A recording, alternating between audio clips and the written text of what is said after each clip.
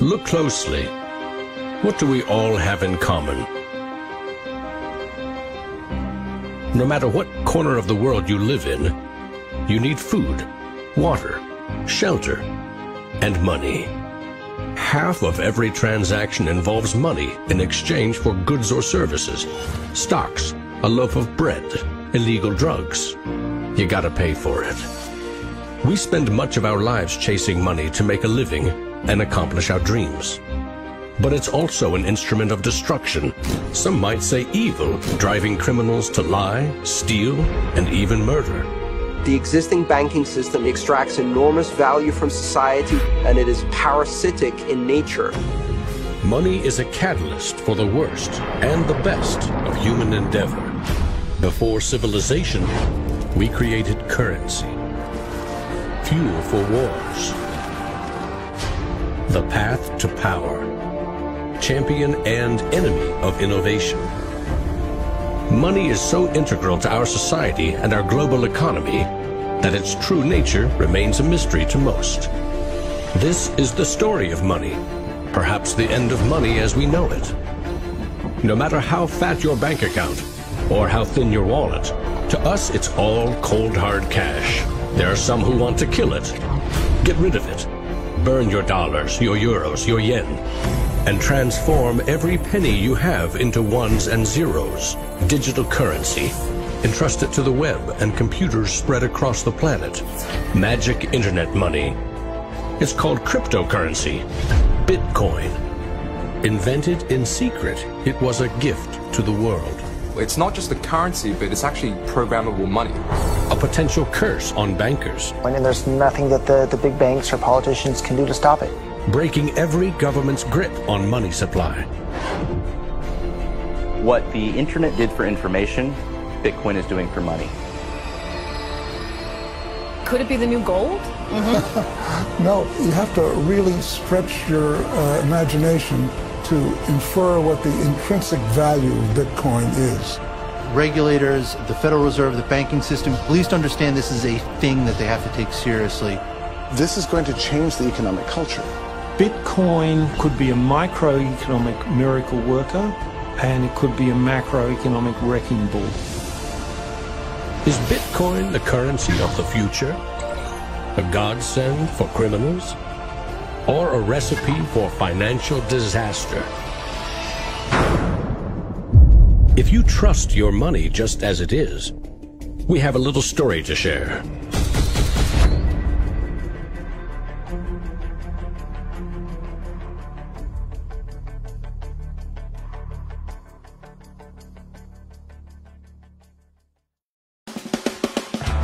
Once upon a time, there was a big party with everyone standing around the punch bowl, drunk.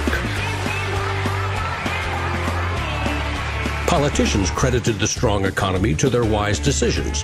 Businesses jumped into new profitable markets, ignoring risk. In fact, the experts said there was no risk. Then, troubling market data from minor countries spooked the markets. Rumors spread. More bad news rattled housing prices at the heart of the financial world. A major bank went insolvent. Investors and businesses made a run on the other banks, demanding their cash deposits. The largest financial institutions in the center of the modern world were frozen. Assets were seized. Banks foreclosed. A credit crunch threatened the entire world economy. And then, finally, the government stepped in.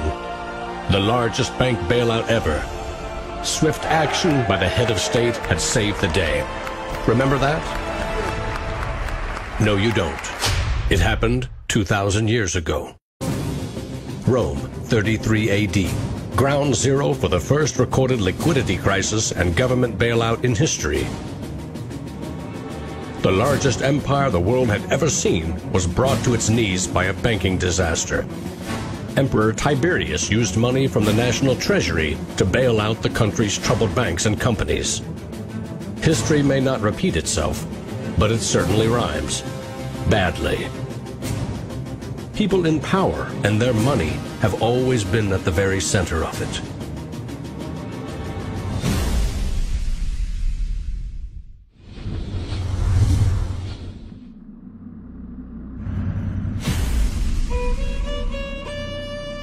The story of money is as old as civilization itself. When we lived in small tribes, keeping track of debt was easy. You owed somebody a load of firewood. A neighbor owed you a piece of meat. Credits and debits were kept in your head, a mental ledger. Currency is a language that allows us to express transactional value between people. It's technology that's older than the wheel. It's as old as fire. When humans wanted to trade outside their tribe or village, they needed something everyone could agree had value, something scalable. Enter commodity monies. There were many kinds, but each had to embody the same 5 characteristics. A commodity money is relatively scarce, easily recognizable, can be cut into smaller pieces. You can substitute one piece for another of equal value, and you can carry it around without too much trouble. In ancient Rome, it was salt. The Aztecs used cacao beans. It was whale teeth on Fiji, yak dung in Tibet, shells in Africa and China. Grains, metal, ivory, rare stones, leather, fish. If it had the 5 characteristics of commodity money, someone probably used it as currency. And then you ask, what value do these currencies have? If you go into a primary school, you'll see children exchanging rubber bands and Tamagotchi and Pokemon cards and baseball cards and sweets and candy and any other form of currency. People invent currency when they have no other currency. And now they're going to invent digital currencies. But commodities that aren't durable are a lousy store of value. A bad cacao crop or a huge new salt discovery can throw your currency and economy into turmoil. A more stable system was needed. About 2,500 years ago, the first metal coins were minted in China and in what is now Turkey. These coins shared the same 5 characteristics with commodity money, but were also very durable. In some cases, coins are the only thing left of entire civilizations. Money does not originate with governments. Money arises naturally as markets begin to develop and as people with a division of labor realize that if I have eggs and you have a cow, we may need some medium of exchange in order for you to buy my eggs or for me to buy your cow. Coins were an objective and universal unit of account, and they allowed people to buy and sell goods over vast regions. The market economy was born. Coins worked, but only if people trusted that the king or emperor who issued them wasn't cheating on the metal content.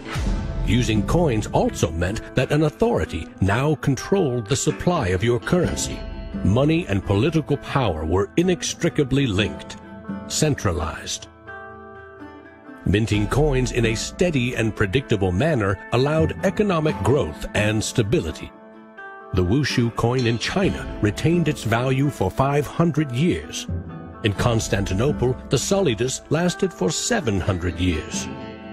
But in those times, the coins didn't have the milled, this sort of milled edge. They were flat, and what used to happen was, as coins were passing from people to people, people would cut little bits off. And in fact, some of the taxation that the kings would do would actually be take 1/8 of the coin off. Taxes built castles and financed military campaigns, expensive hobbies. Soon, royal mints were substituting cheaper metals for silver and gold. This is called debasement, and Europe's kings made a habit of it. The currency of France was debased every 20 months for 200 years. If no one can trust the gold or silver content of your coins, how can you trade with other countries? International merchants found a solution. They recognized that one person's debt has value. It can be traded or transferred. When those IOUs came from reputable sources, they could be used as a form of money, paper money. This money was not based on hard commodities or metal, but instead on someone's promise to pay. Merchant families like the Medici in 15th century Florence acted as clearinghouses for these IOUs. It worked like this.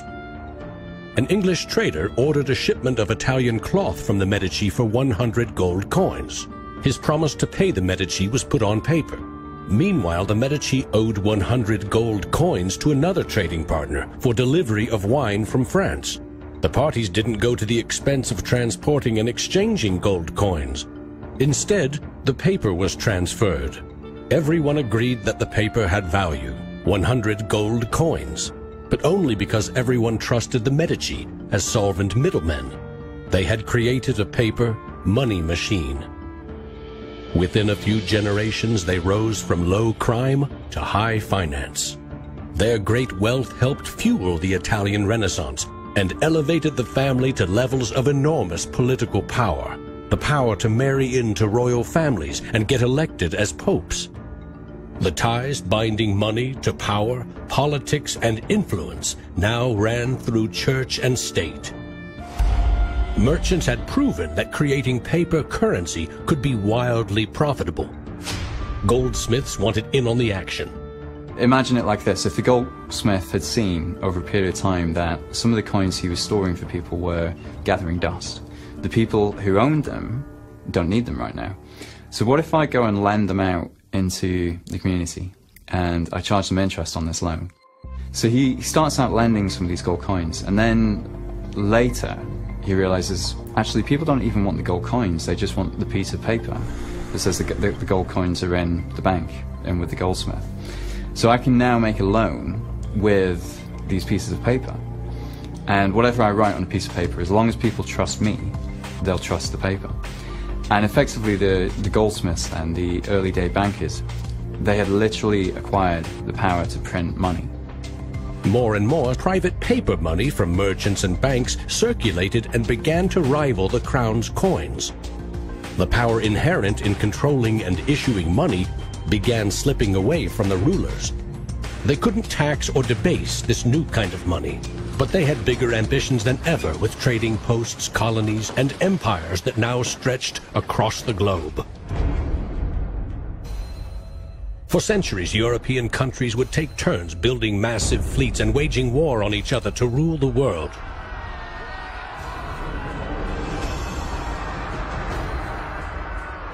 Government wanted to take the people's money in order to finance its wars. That's essentially the history of money. Money and warfare go together. War is expensive. 1 year's income taxes simply aren't enough. Kings and queens had to borrow money against future taxes. They needed a groundbreaking financial innovation: government bonds. The loans came from rich merchant families and goldsmiths, who by now had become powerful financiers and bankers. Sovereign debt and deficit spending had been born.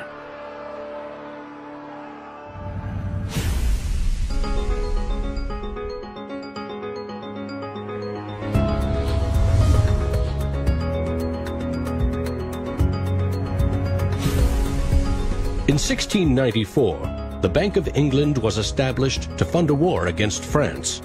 England's central bank was privately owned and granted the monopoly to issue banknotes, paper that could be redeemed for an equal amount of gold from the government coffers. The central bank soon also managed the entire debt of the crown. Money has been a tool of sovereignty for centuries. Being able to issue currency gave you the power, but it also gave the value to that monetary supply by backing it with a force of state, with essentially the debt of state. When the U.S. won independence from Britain, the first article of the new Constitution gave Congress the exclusive right to coin money. This currency's value was tied to gold in government vaults. From 1781 until the Panic of 1907, the financial system of the U.S. was an economic petri dish.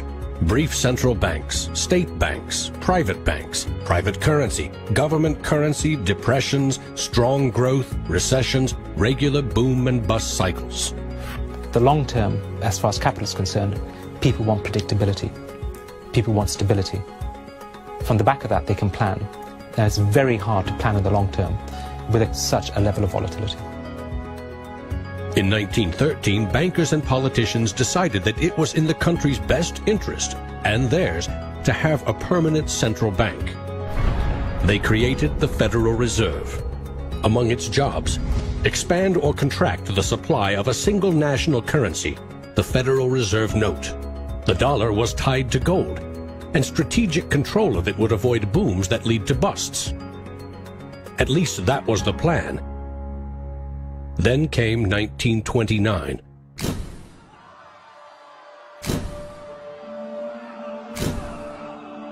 The Great Depression would have a profound effect on monetary policy worldwide.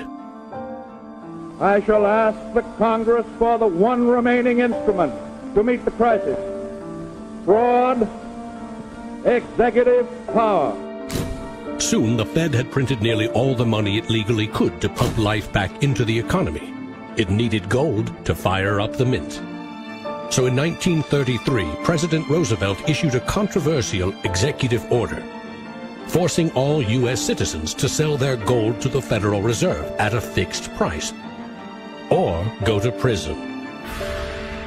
The Fed offered far more cash to foreign governments for their gold. Many jumped at the offer. Gold flowed in, and dollars spread across the globe.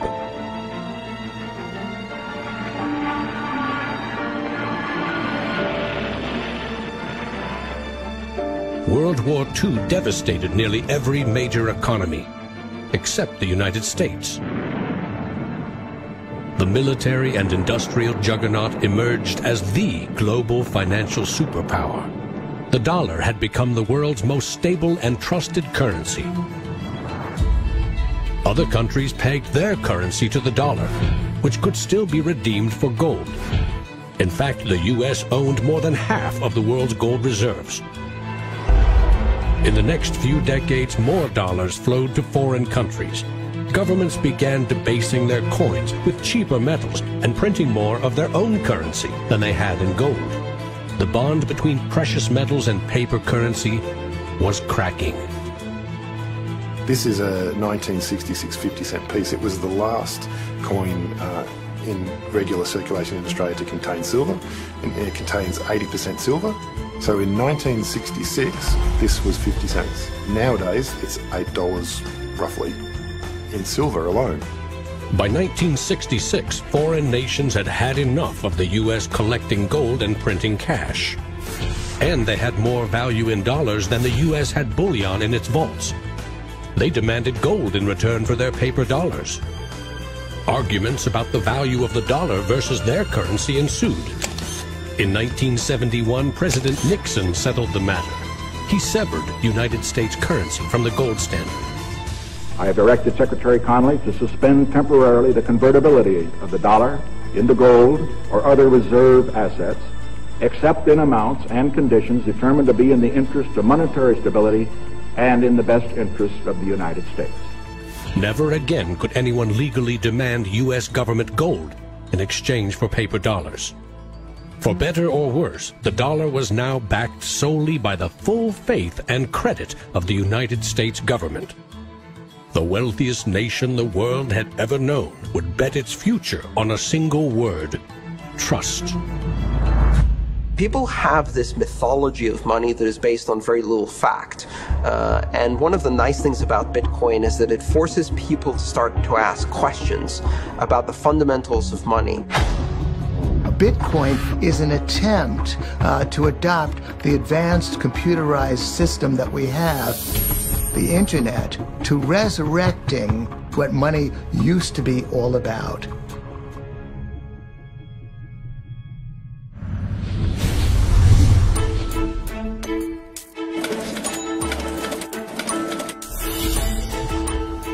I think our dollar policies, our monetary policies, our fiscal policies have absolutely created a nation of debtors. Not just personal debt, not just corporate debt, but government debt. I mean, you have to look at those all together as one big thing. What is the wealth of the nation? Well, the wealth of the nation is a gigantic hole of money that we owe to the rest of the world that is never going to be paid back. Today, the United States pays more than $400 billion in interest to its creditors every year. When a government spends more money than it collects in taxes, it simply borrows more, or it creates more. At one time, every piece of paper money was backed by gold. Remember, For every $20 bill, there was $20 worth of gold in a government vault. Not anymore. Today, governments create currency by first creating bonds or treasury bills. These bonds are sold in the market, generating funds for the government that issued them. Large banks buy U.S. bonds to flip them, selling them to the Federal Reserve at a profit. This is the magic money machine. You see, the Fed is America's central bank, but it doesn't have any money. No cash on its balance sheets. When a bank buys a bond and takes it to the Federal Reserve, the Fed simply says, "Thank you, Mr. Banker. Here's the principal and some profit." New money isn't exchanged. It simply appears on the bank's accounts. Magic. For 100 years and counting, the precise mechanisms of these bond purchases have remained a secret. Here's where it gets really interesting. The Federal Reserve is not a government agency. It's a private entity, and its shareholders are banks which earn a dividend. As much as $80 billion per year total are paid out to some of the very same banks that sell the government debt to the Fed. Which banks? Don't even bother asking. That's also a secret. In other words, the magic money machine answers to no one. The Fed also sets the bar for how much interest you pay for a car, home, or business loan. The Federal Reserve has been given the impossible task of trying to run the credit and monetary system as though we are the Soviet Union.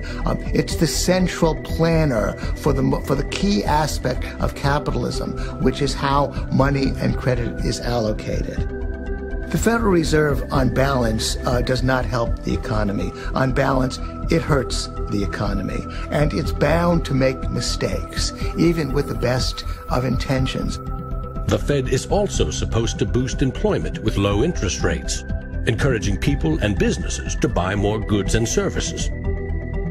Governments getting involved in money is a good thing, and it's also a bad thing.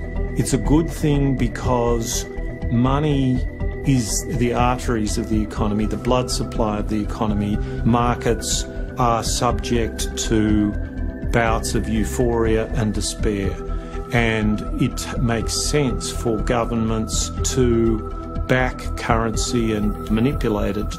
Moving the money supply up and down is the most powerful way to sedate that boom and bust cycle.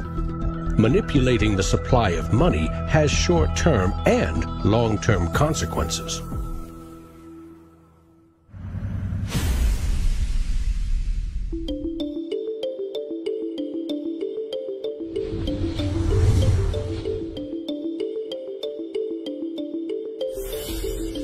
Central banks aim to create new money carefully, strategically, and very, very slowly.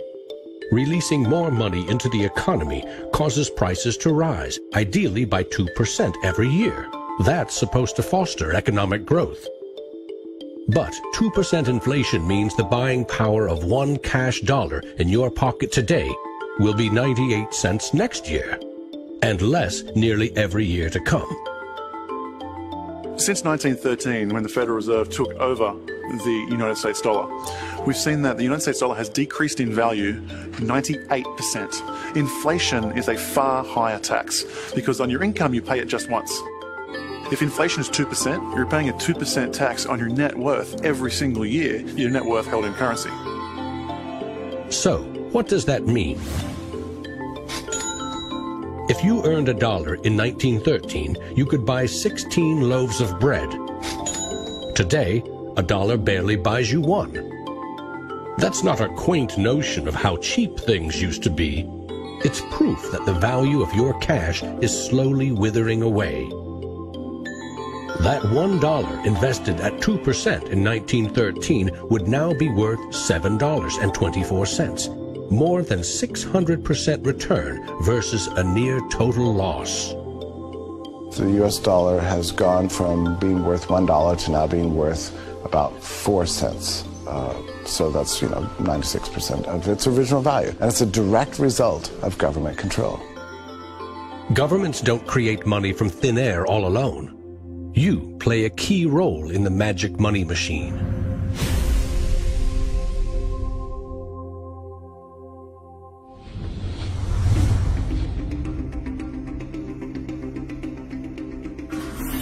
It's not really the central banks that are the problem. I mean, they're part of the problem, but the real problem is that we've given the power to create money to the same banks that caused the financial crisis. We put our paychecks and savings into a bank account and draw from it as we need it. The banks are custodians of our money. Right? Wrong. It is now the property of the bank on their balance sheets. They can do just about anything they want with it. For example, create new money. Here's how. Your bank account shows $100, but the bank only holds $3 and loans $97 to Bob to buy something. In the bank's computers, you still have $100 in your account, but Bob now has $97 of new virtual money in his account, just digits on a computer screen. There's no cash, no gold, or anything else backing up the new numbers in Bob's account. Just his promise to pay it back. This is new money created as debt. When those $97 are spent, say in a shop, the shop owner deposits into another bank, and it is lent out again, and again, and again. And each of these people have numbers in their accounts showing that they own this money. So your original $100 has multiplied. Now there are over $3,300 in the system. This process of loaning out far more money than a bank actually has as cash on hand is called fractional reserve banking. In the UK, 97% of the money that exists is just numbers in a computer system, and those numbers are created by the banks. Banks earn untold billions in interest every year by creating and lending virtual money. What's more, banks don't even need your deposit to create new money. If they consider someone credit-worthy for a loan, they can put new magic money into his or her account and start charging interest. So reporters talk about Bitcoin as though it's the first digital currency. But actually we use digital currency every time you make a transaction through internet banking or through your bank card. Actually, it's not even just digital currency, it's digital currency that is created by the banks, essentially out of nothing. In other words, all new money is debt. This is the part of money creation that isn't taught in economics class. Money in paychecks, bank accounts, 401ks, that loan to Bob, credit card debt, your home loan, all began life as virtual money created by the banks. The entire system is based on trust. Trust in the bank's solvency. Trust in the debtor's ability to repay their debt. If all bank customers demanded just 3% of their deposits right now in cash, this run on the banks would reveal the truth. Almost none of that paper currency you think is in your bank account exists. It never did. Remember the drunken party? Our financial crisis had everything to do with virtual dollars. Too many people with very little income borrowed a lot of money they could never repay. But the banks didn't care. They didn't have to. They quickly made and sold shaky loans to someone else for a profit. And I got them all approved. Hey! Apply now. Selling bad loans was a good business until the whole thing blew up in the global financial crisis.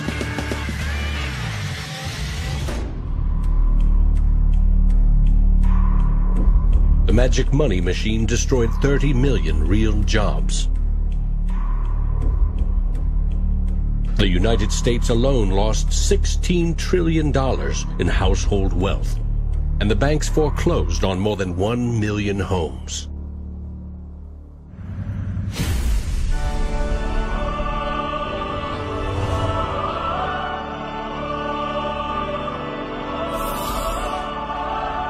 Selling subprime loans and betting they will fail may not be sacred, but it is lucrative. As much as 1/4 of our best and brightest are being lured by the siren call of the money machine. Instead of science, engineering, or medicine, they chose a career betting with other people's money. To get rich quick, very rich. And sometimes they take shortcuts. Getting by on a nickel and a dime. Money has a funny way of bringing us down. They say it makes the world go round and round. My ancestors in Greece talked about the corrupting influence of power. And nothing has changed in these 3,000 years. When you give control over massive amounts of money to a few individuals, they will take advantage of that control.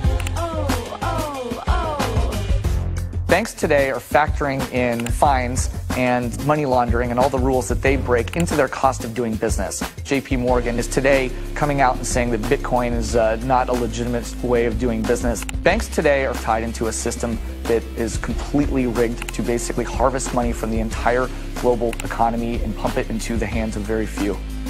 Don't get consumed by the greed. The existing banking system is cozy, it's captured the regulators, it extracts enormous value from society without delivering anything in return, and it is parasitic in nature. The banks play a very pivotal role in an economy. You look at any successful economy, it has successful banks. There's a very close correlation with banking profits and the economy as a whole. In medieval Europe, a banker who couldn't repay depositors was hanged. Today, that same banker would get bailed out, paid bonuses, and enjoy some tax benefits too. To date, no senior U.S. banking executive has been charged for selling the bad loans that fueled the Great Recession.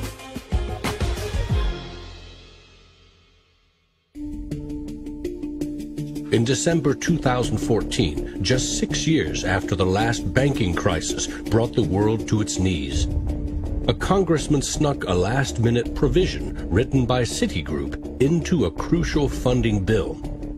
The provision allows the largest U.S. banks to once again make risky derivatives bets with bank deposits. But no need to worry. If the banks implode again, lost deposits must be paid back by U.S. taxpayers.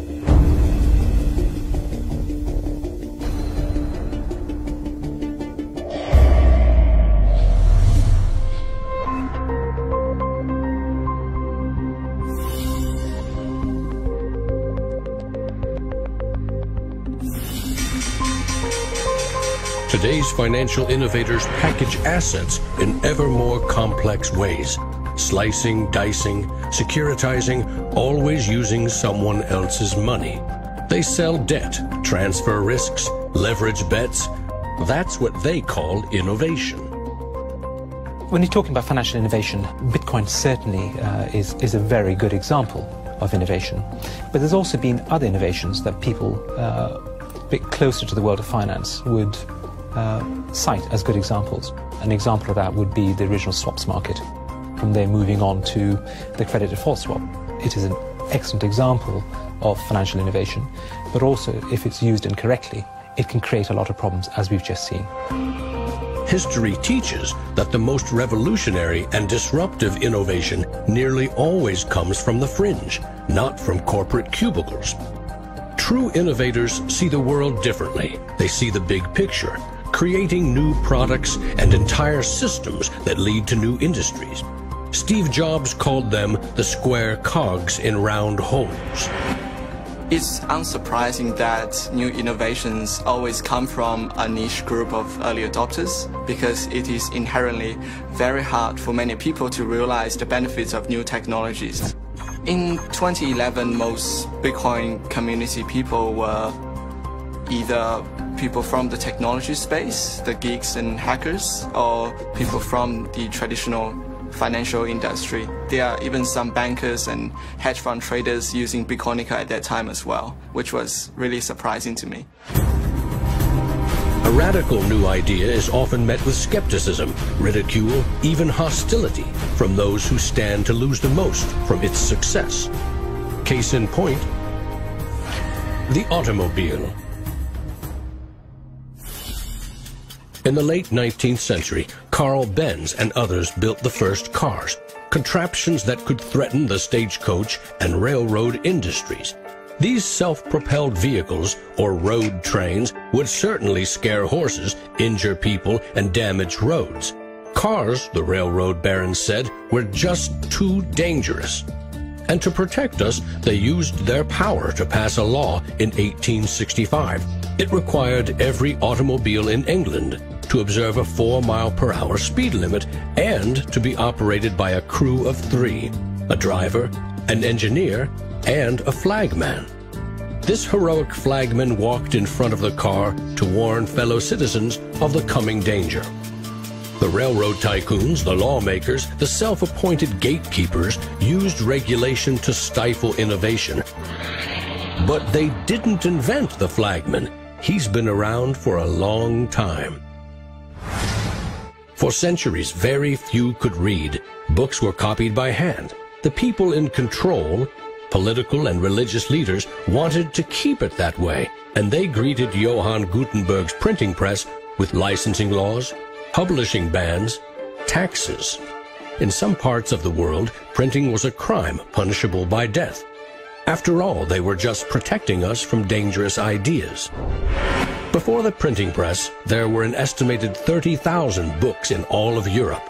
50 years later, there were 10 million. As Gutenberg's invention flourished, the Dark Ages withered. Progress couldn't be stopped. But the flagman never stops trying. His masters set him loose on each of these innovations because they threatened someone's profits, someone's control. But remember, this is a story about money. What if a technological innovation allowed anyone in the world to be their own bank? To create a currency free from taxes and banking fees?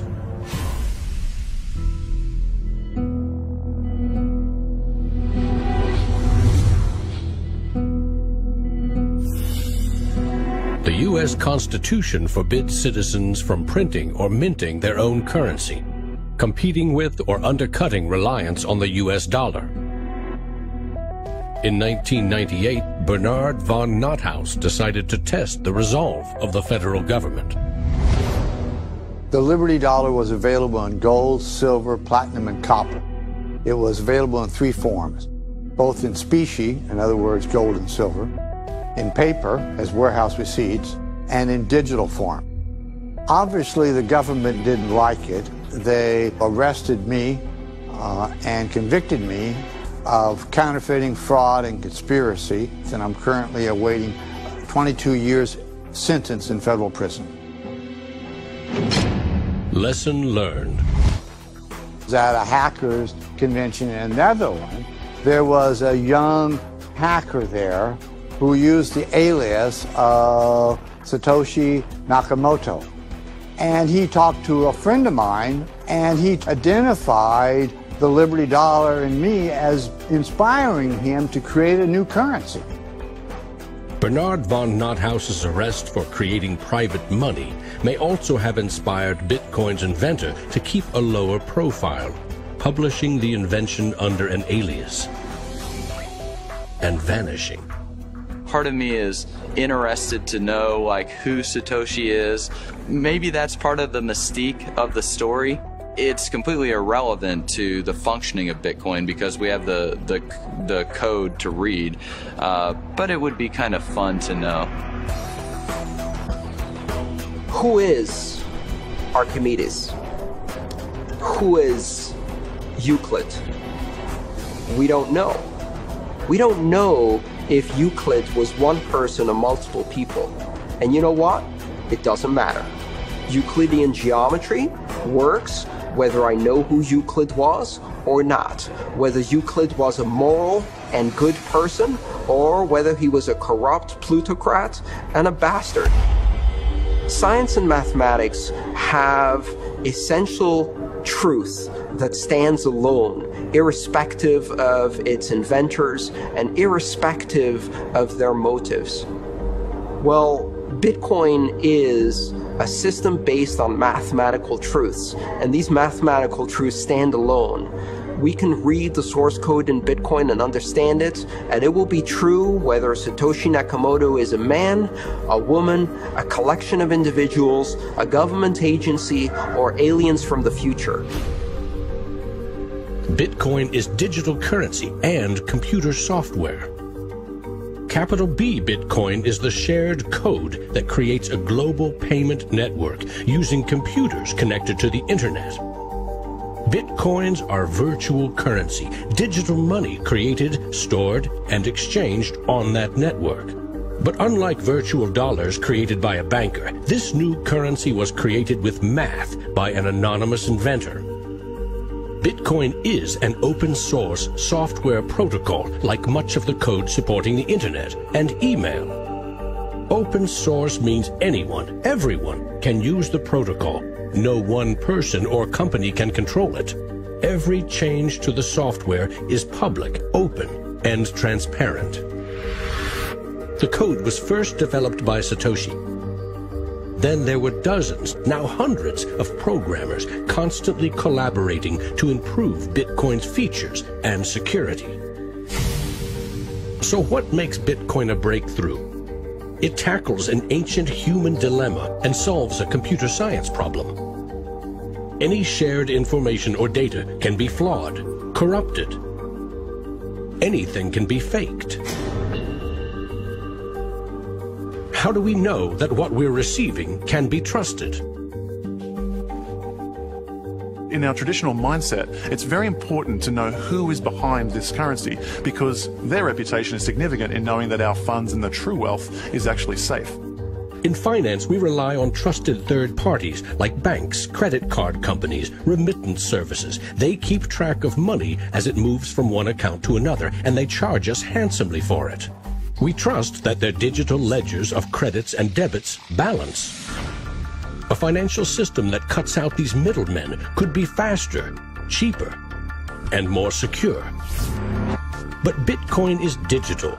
Music and movies are easily pirated, copied, stolen. How can a digital currency retain value if anyone can make 1 million copies?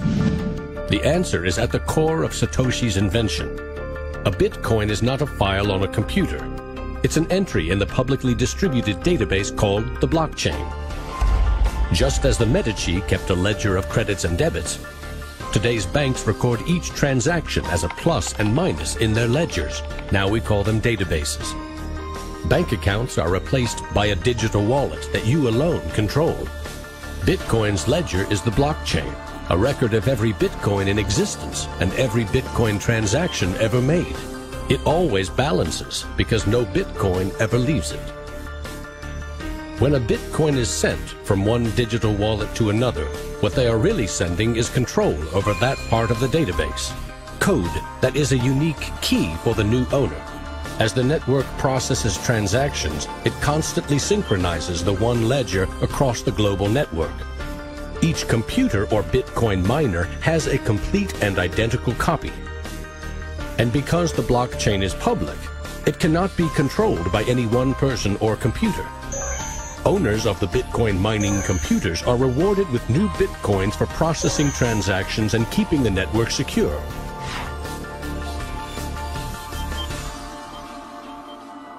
In other words, the Bitcoin network replaces banks and bankers.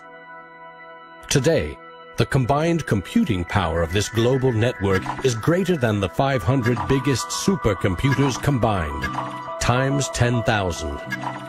And because every transaction is verified and recorded by the network, a Bitcoin cannot be forged.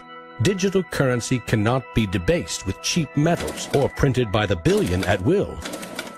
Too much currency can unleash a monster, skyrocketing prices, trillion-dollar bills that can't buy a loaf of bread.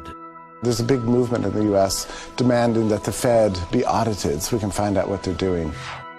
Nobody really knows how many dollars are in existence, for example. Ben Bernanke created several trillions of dollars over the last several years, but nobody really knows where they landed. At any time, for any reason, the central banks can print as much money as they want. They call it fancy things like quantitative easing. And when they do that, it makes the dollars or euros or yen that you and I have worth less. So if the world starts using Bitcoin as their currency, It can't be controlled by central bankers or politicians. Remember, central banks create money to boost the economy and try to pull it back out before inflation heats up. But no one knows how much magic money global banks are creating to boost their profits with questionable loans. Bitcoin is completely the opposite. It's totally transparent. You know exactly how many exist. The computer code behind Bitcoin has a built-in brake pedal, cutting the creation of Bitcoins in half every 4 years. This ensures a transparent, controlled scarcity, and ultimately limits the total number of Bitcoins to 21 million. No lobbyist, no politician, no banker can create more, or change the mathematical rules dictating their creation. Advancing accountability. And that's one of the things I think is most exciting about Bitcoin and the technology behind it, is not so much that it will supplant the dollar or that it will supplant government itself, but that all of a sudden there's a competitor to government, and that government itself now needs to look over its shoulder more than it did. This new digital currency can be purchased online with a credit card or in person with cash. And it has the 5 key characteristics of money. But is it a store of value? Is it stable, or will it diminish over time, like a commodity rendered useless, or a crop that fails? The ultimate power of a cryptocurrency is unleashed by mainstream adoption and an ever-growing volume of transactions. With Bitcoin, the currency has been created much more slowly than other currencies. And the effect of that has been to turn it into what is essentially a speculative asset. If you ask a lot of Bitcoin enthusiasts whether they're spending the currency, they're not. They're sitting on it and waiting for the price to go up. It isn't a currency if you don't use it to pay people. The point is, the average person is quite happy to walk into a bar and hand over, a $5 note in order to get a drink. So you've got to realize that most people are happy with the money system they have.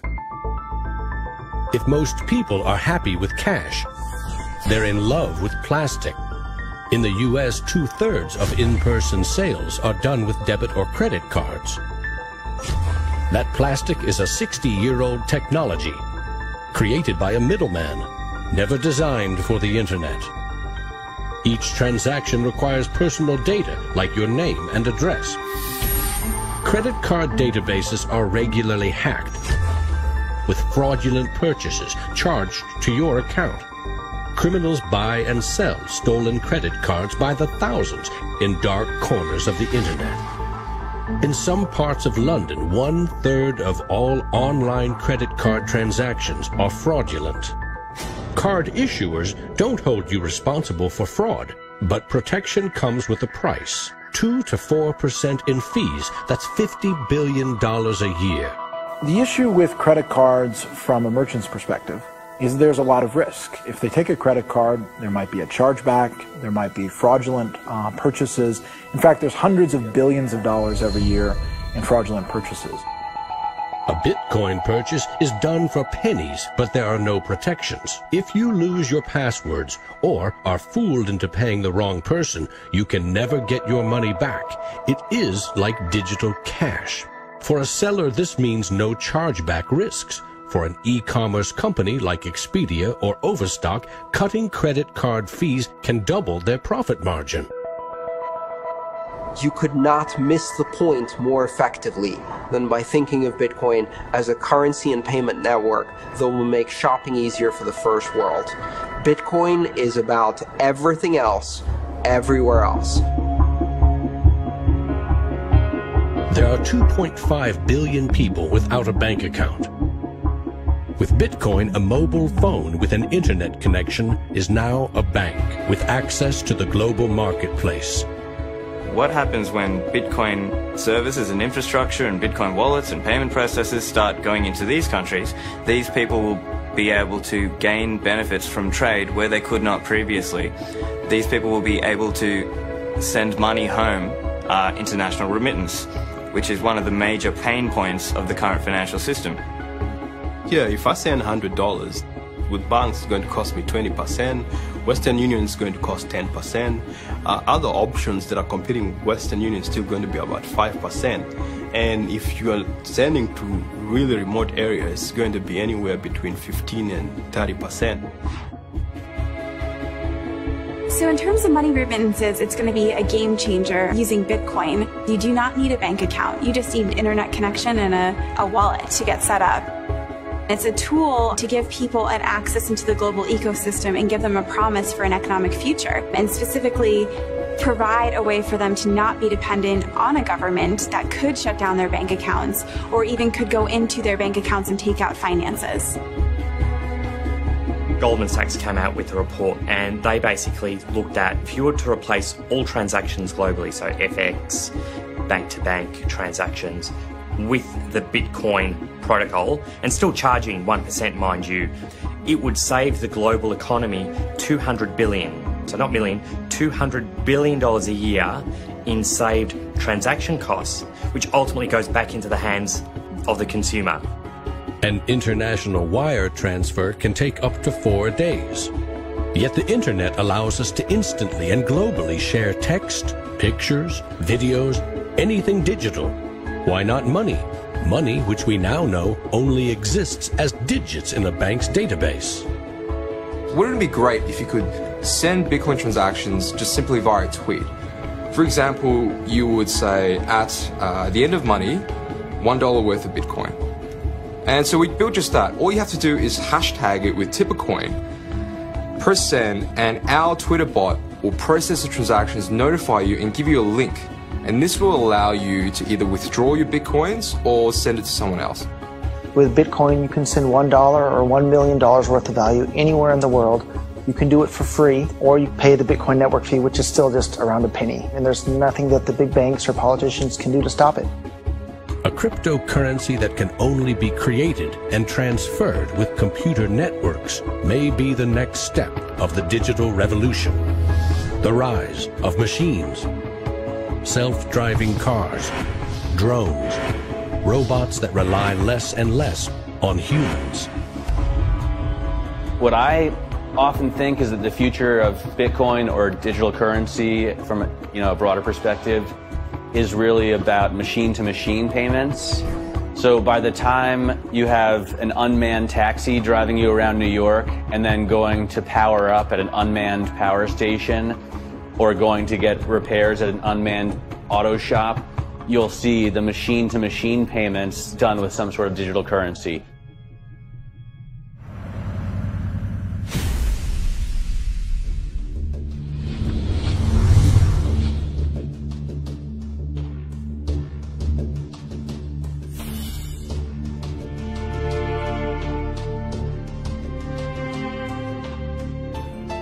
We actually built this world that we live in over the last 200 or 300 years. We've made some mistakes. We've learnt to make things better.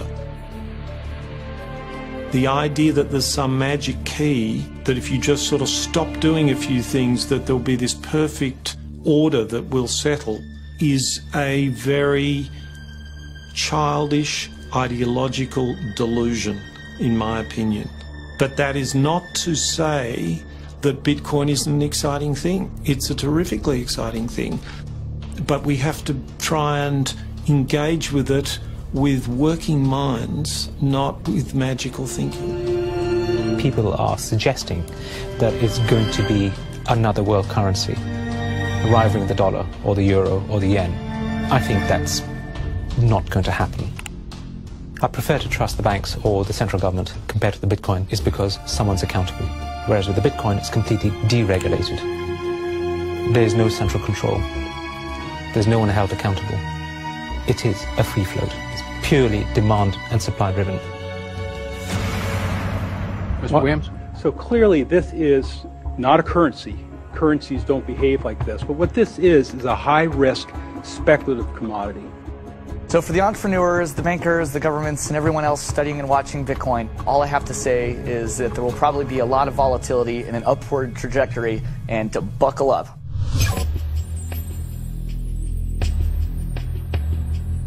Criminals, scam artists, bad actors are drawn to any kind of money like a moth to a flame. Silk Road was a marketplace that was online. It existed in the underground web. Now, this marketplace allowed people to sell things that were illegal to governments. Fake IDs, pirated music, Bibles in North Korea. Are cryptocurrencies inherently bad, or just the newest tool to acquire the forbidden? Porn is illegal in Iran. Well, there's a few percentage points of sales on Silk Road was to sell porn to Iranians. Now, a much broader one that gets a lot of press with regards to Silk Road is drugs. I've been doing research over the past couple of years into the online drug marketplaces in the darknet using Tor and Bitcoin as technologies to enable illicit drug transactions. We did a global survey of drug users, and we had over 20,000 people respond to that. And the majority of those people were buying traditionally illicit drugs, ecstasy, cannabis. The FBI brought down Silk Road. It certainly hasn't stopped the trading of illicit drugs online. A lot of people want to criticize Bitcoin for being used for illegal things or illicit things, but if you look at it, the most popular currency in the entire world for doing bad things is the US dollar. If you think of Bitcoin as a platform instead of a currency, then you really begin to see the potential it has. The ledger, which cannot be forged, it cannot be changed, and is universally accepted, is genius. There will be Bitcoin technology forever, and it'll have applications for years to come. Creating a secure global payment system may just be the beginning. Patents, contracts, land titles, proof of ownership can be baked into Bitcoin, securely held in the public ledger. I read up more about Bitcoin, I played with the source code, I built some things that I realized this is actually a very, very powerful protocol. It's not just a currency, but it's actually programmable money. The digital age has fundamentally changed the world. We have embraced digitized music, film, medical records, communications, the internet. The free exchange of information and currency can fuel revolutions, help in a disaster. But our money is shackled to the 20th century, manipulated by governments and banks. The champions of Bitcoin ask us to imagine payments without a middleman, investments without a broker, loans without a bank, insurance without an underwriter, charity without a trustee, escrow without an agent, betting without a bookie, record keeping without an accountant, global, secure, nearly instant, and free. Is it fantasy or the future of money and commerce?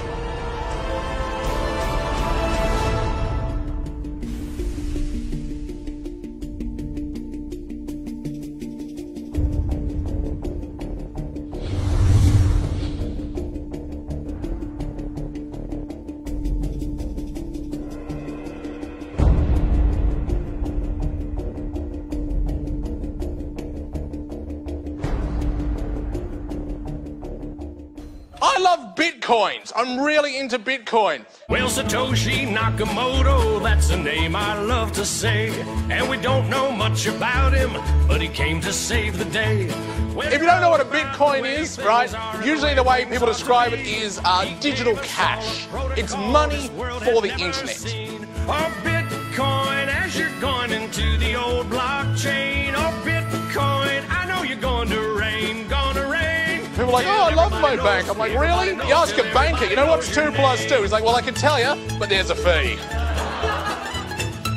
Down the road it will be told about the death of old Mt. Gox, about traders trading altar coins and miners mining blocks. Now, Bitcoin is a new technology. I like to say it's banking light. All of the convenience, none of the evil. Oh, Bitcoin, as you're going into the old blockchain. Oh, Bitcoin, I know you're going to rain, till everybody knows, everybody knows. You know, when I go online and I buy, like, I don't know, a pair of socks, if I pay with a credit card, I'm just buying socks, right? If I buy those socks with Bitcoin, it's a revolution. I am sticking it to the man.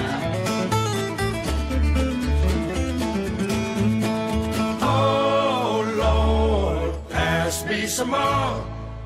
There's always people who are not ready to get into the new technology. You know, like when the internet came out, there was people going, nah, I don't think this is going to be popular. then email came out, and people were like, nah, this isn't going to catch on. And now Bitcoin comes out, people are like, I don't think, I'm like, aren't you sick of being wrong? Get on this train, you know?